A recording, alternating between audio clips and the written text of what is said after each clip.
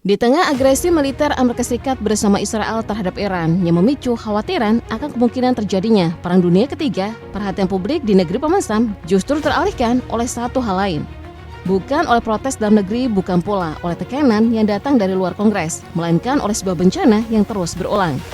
Bencana itu tak lain adalah kebakaran. Have been devastated by wildfires this past week. The Ranger Fire in Beaver County burning more than 280,000 acres.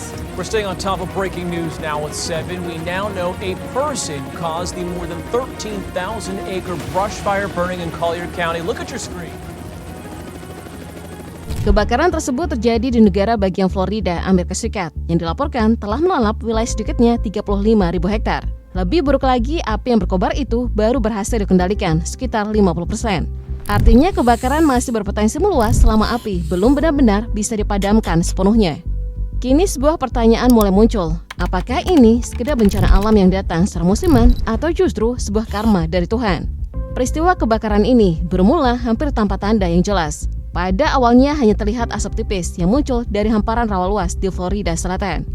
Titik awalnya berada di sekitar kawasan Big Cypress National Preserve yang letaknya tidak jauh dari kota Naples. Wilayah ini memang dikenal sebagai bagian dari bentang alam Everglades, tempat semak kering dan padang rumput liar tumbuh lebat. Namun hanya dalam beberapa hari, percikan kecil itu berkembang cepat, menjadi kebakaran besar yang kemudian dikenal dengan sebutan National Fire. Angin yang bertiup kencang ditambah kondisi tanah yang sangat kering, membuat api menjalar cepat seolah menemukan bahan bakar yang tidak ada habisnya.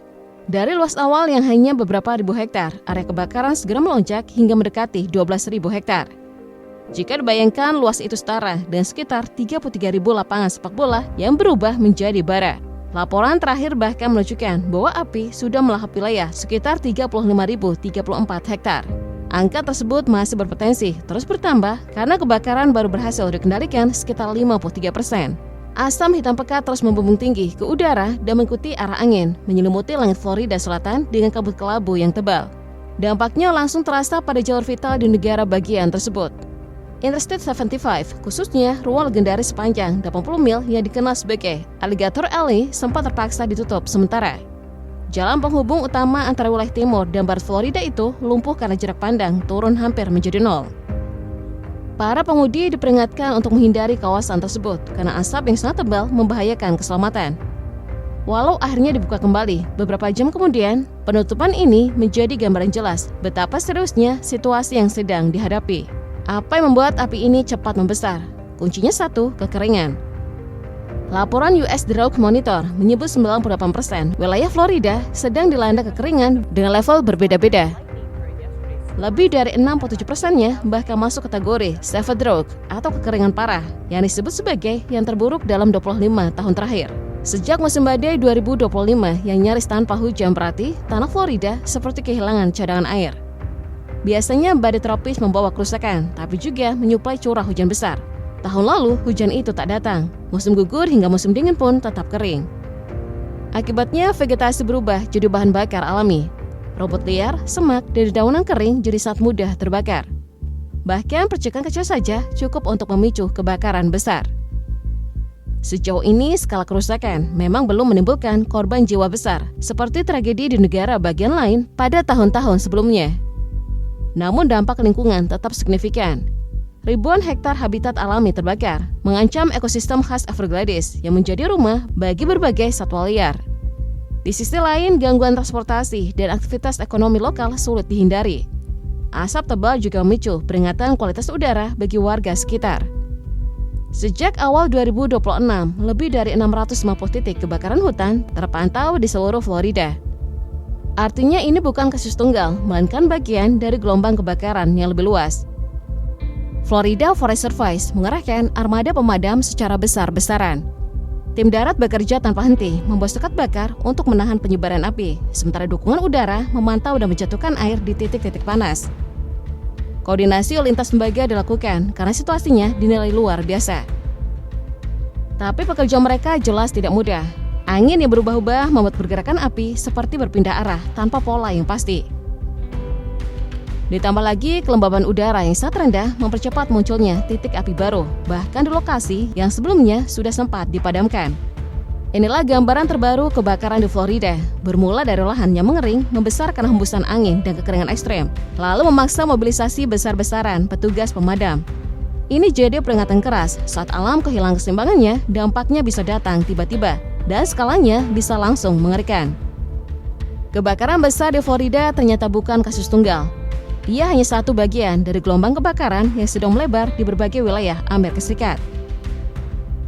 Secara resmi, status kesiapsiagaan nasional Preparedness Level memang masih berada di level 1, level paling rendah dalam skala 1-5. Artinya, di atas kertas, sumber daya pemadam kebakaran nasional masih dianggap memadai dan belum masuk fase kewalahan. Namun data di lapangan justru memberi sinyal yang jauh lebih mengkhawatirkan. Hingga 27 Februari 2026, hanya dalam 7 hari terakhir, petugas tercatat merespon 617 kebakaran baru di seluruh negeri. Dalam periode yang sama, 46 insiden besar muncul hanya dalam hitungan hari. Saat ini sekitar 18-22 kebakaran besar masih aktif, dengan total luas lahan terbakar mendekati 20.000 hektar. Itu baru dari insiden-insiden besar saja. Aktivitas paling tinggi terkonsentrasi di wilayah selatan, yang kini berada di Preparedness Level 3, 2 tingkat di atas rata-rata nasional. Untuk negara bagian Oklahoma menjadi yang paling banyak melaporkan kebakaran besar dengan 7 insiden aktif. Setelah itu Florida dan 3 kebakaran besar, disusul Mississippi, Texas, Georgia, Alabama, Kansas, Colorado, dan New Mexico.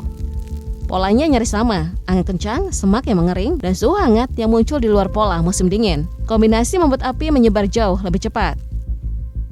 Secara nasional, angka tahun berjalan ini memang sangat mencolok.